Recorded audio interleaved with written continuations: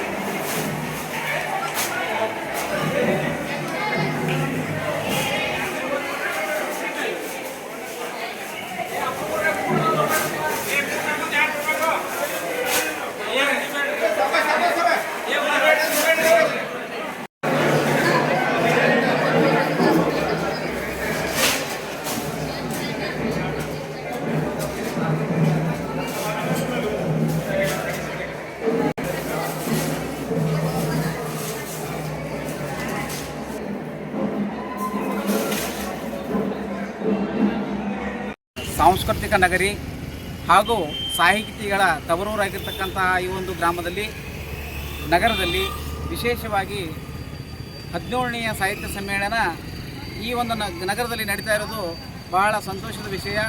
ಈ ಒಂದು ಕಾರ್ಯಕ್ರಮದಲ್ಲಿ ಬಹಳ ದೂರಿಂದ ಎಲ್ಲ ಗಣ್ಯಮಾನ್ಯರು, ಸಾಹಿತಿಗಳು ಮುಂತಾದವರು ಈ ಕಾರ್ಯಕ್ರಮದಲ್ಲಿ ಉಪಸ್ಥಿತರಿದ್ದಾರೆ.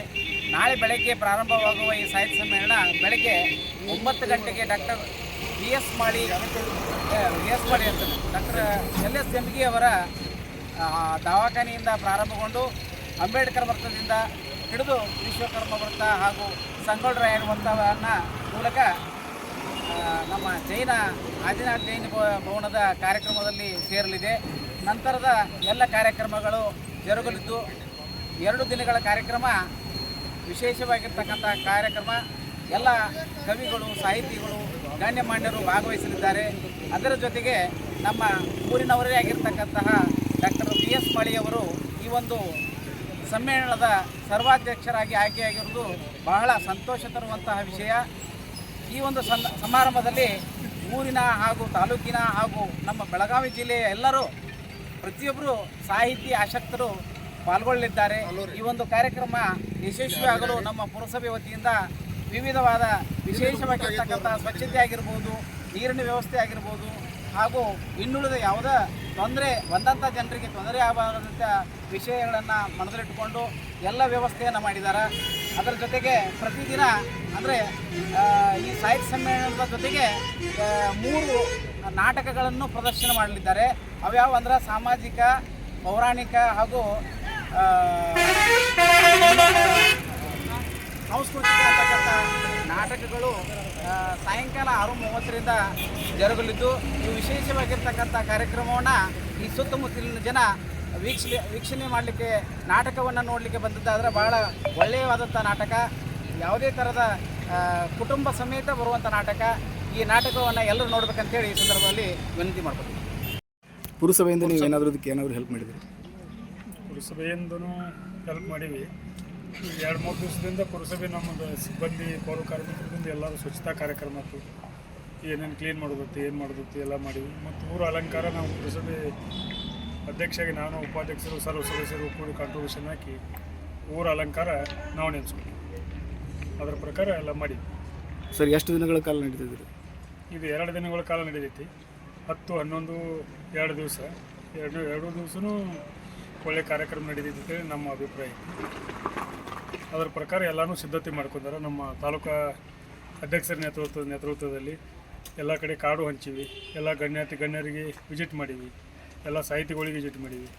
ಎಲ್ಲರೂ ಆಫೀಸರ್ಸ್ ಆಯ್ತು, ಎಲ್ಲರೂ ಬರ್ತಾರೋ, ಎಲ್ಲ ನಮ್ಮ ಮುನ್ಸಿಪಾಲ್ಟಿ ಎಲ್ಲ ಸರ್ವ ಸದಸ್ಯರಿಂದ ಸಹಕಾರ ಆಗ್ತೀವಿ. ಹೀಗಾಗಿ ಕಾರ್ಯಕ್ರಮ 100% ಯಶಸ್ವಿ ಆಗ್ತೈತೆ ಅಂತೇಳಿ ನಮ್ಮ ವಿಚಾರ. ಸರ್, ಮೆರವಣಿಗೆಯಲ್ಲಿ ಯಾರ್ಯಾರು ಭಾಗವಹಿಸ್ತಾರೆ? ಮೆರವಣಿಗೆಯಲ್ಲಿ ಊರಿನ ಪ್ರಮುಖರು, ಊರಿನ ಗಣ್ಯರು, ಸಾಹಿತಿಗಳು, ನಮ್ಮ ಮಾಜಿ ಶಾಸಕರು, ಸ್ಥಳೀಯ ಶಾಸಕರು, ಒಂದು ಮಾಜಿ MP ಅವರು, ನಮ್ಮ ಉಸ್ತುವಾರಿ ಸಚಿವರು, ಮಾಜಿ MP ಅವರು ಅಮರ್ ಶಿವ್ ಪಾಟೀಲ್ ಅವರು, ಊರಿನ ಗಣ್ಯಮಾನ್ಯರು ಎಲ್ಲ 28, 23 ಪುರಸಭೆ ಸದಸ್ಯರು ಮತ್ತು ನಾಮನಿರ್ದೇಶಿತ ಪರಿಷತ್ ಸದಸ್ಯರು, ಒಂದು ನಮ್ಮ ರಾಯಬಾಗ್ ಶಾಸಕರಾದ ಐಹೊಳೆ ಅವರು, ಎಲ್ಲ ಪ್ರಮುಖರು ಭಾಗವಹಿಸ್ತಾರೆ ಅಂತ ಹೇಳ್ಬೋದು. ಸರ್, ಈಗ 2 ದಿನಗಳ ಕಾಲ ನಡೀತಕ್ಕಂಥ ಕನ್ನಡ ಸಾಹಿತ್ಯ ಸಮ್ಮೇಳನಕ್ಕೆ ನಿಮ್ಮ ಪುರಸಭೆ ವತಿಯಿಂದ ಏನೇನು ಸ್ವಚ್ಛತೆ ಬಗ್ಗೆ ಕಾರ್ಯಕ್ರಮಗಳು ಹಮ್ಮಿಕೊಂಡಿದ್ದೀರಿ ಮತ್ತು ಯಾವ ರೀತಿ ನೀವು ಇಲ್ಲಿ ಸಿದ್ಧತೆಗಳನ್ನು ಮಾಡ್ಕೊತಿದ್ದೀರಿ?